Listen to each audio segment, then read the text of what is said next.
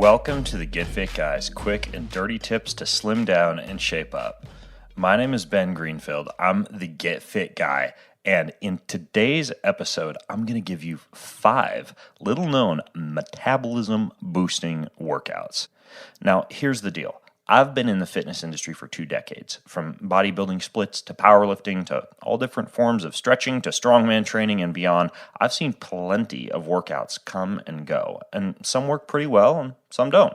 But when it comes to workouts and workout modalities that fly under the radar, I've been obsessed lately with 5 different forms of workouts that some people might call woo-woo, but that really do get me a lot of bang for my buck.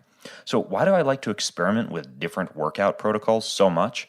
Well, the answer is simple. When it comes to throwing a curveball at your body, the best workout is often the one that you're not currently doing because it exposes your lungs, legs, and more to a new form of stimulus. It forces your body to burn more calories and to get more fit by doing things it's not used to doing. So in no particular order of importance, here are my 5 latest ways to boost your metabolism with new workouts. Number 1 is treadmill pack hikes. Now, I like this workout because it's mentally simple but deceptively difficult. Here's how it works. Find whichever treadmill at the gym or at your home will go to the highest possible incline. Next, put on a backpack and put a sandbag, a dumbbell, a kettlebell, or any other heavy object in the pack. For women, I recommend 20 to 30 pounds for a starting weight, and for guys, 40 to 60 pounds for a starting weight. It's pretty simple from there. You're simply going to begin walking uphill at as hard and as fast a pace as you can for 15 to 30 minutes. That's it. And preferably log the distance that you travel for 15 to 30 minutes so you can challenge yourself the next time to beat that just a little bit. So if you went for 1 mile the first time, you might shoot for 1.08 miles the next time. You'll be amazed at how deceptively difficult this workout is, even more difficult than running, but without the type of biomechanical discomfort, jostling, and impact that running can sometimes create. Number 2 is Kundalini Yoga. Now, at the risk of any yogi that is listening to this episode absolutely cringing, I would roughly define Kundalini as a form of yoga that involves intense breath work, lots of fast movements, meditation with your eyes closed, and a big focus on energy moving up and down your spine. I'm now using it for everything from recharging my body at the beginning or the end of the day, stepping into airport bathrooms and closing the door to quickly do 5 to 10 minute routines, and doing full-blown 30 to 90 minute routines in a hot sauna.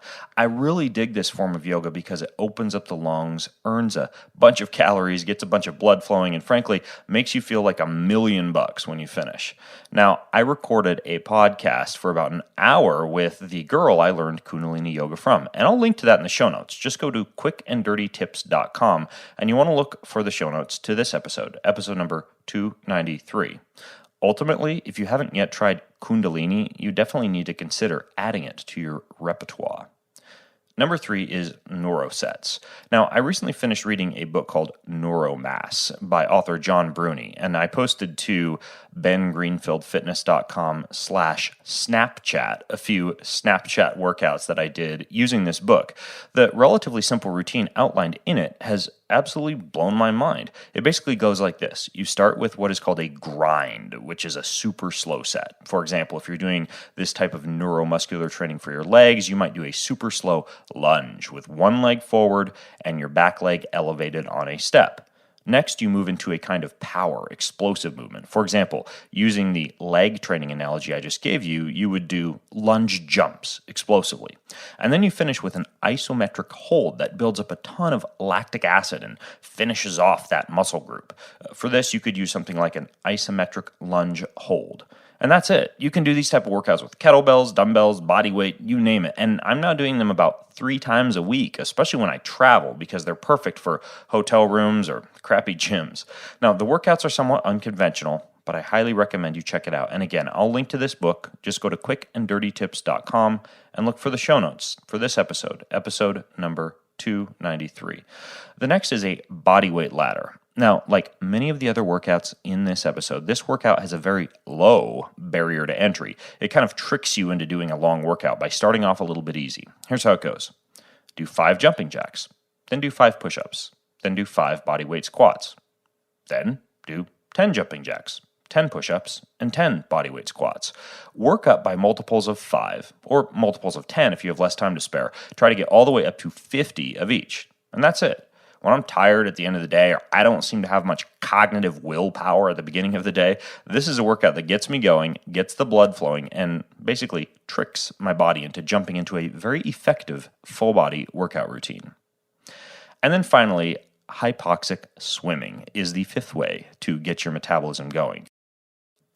Now, let's start with a disclaimer. Anytime you're holding your breath near water, swimming underwater, exerting yourself in water, or doing anything else that involves exercise in water, you need to be careful.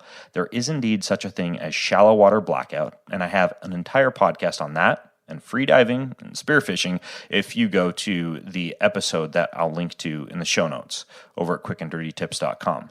Now, that being said, if you're an extremely experienced swimmer or you have a good swim buddy, there are some really cool things you can do without necessarily having to just swim laps back and forth in a pool while staring at a black line at the bottom of the water. For example, one workout you can do is to get into a squat position at the bottom of the pool and then do an explosive jump squat up and out the surface of the pool as high as you can go while clapping your hands above your head when you break the surface. You can also do this with a dumbbell while holding a set of dumbbells, light dumbbells in each hand. You can do 10 to 15 repetitions of this and then move into something like egg beater style kicking, in which you keep your hands above your head and exhaust your legs. You could then finish by swimming as far as you could, holding your breath with just one sprint. You can walk dumbbells back and forth across the bottom of the pool. You can do all sorts of different workouts. There's a big wave surfer named Laird Hamilton who swears by these as a fitness and anti-aging protocol. Just try a little bit of hypoxic swim workouts and you'll be absolutely blown away by the training result. Now, are each of these workouts a bit unconventional? Perhaps a bit woo-woo, flying under the radar? Absolutely. But if you're looking for a way to shock your body into a metabolic stimulus or new muscle growth or a fat loss response, pulling out some of the lesser known, less popular workouts like this can be just the thing to get the job done. Now, if you have questions about these workouts or your own to add, then head over to facebook.com/getfitguy and join the conversation over there. And until next time, I'm Ben Greenfield, the Get Fit Guy, asking you, what are you waiting for? Go get fit.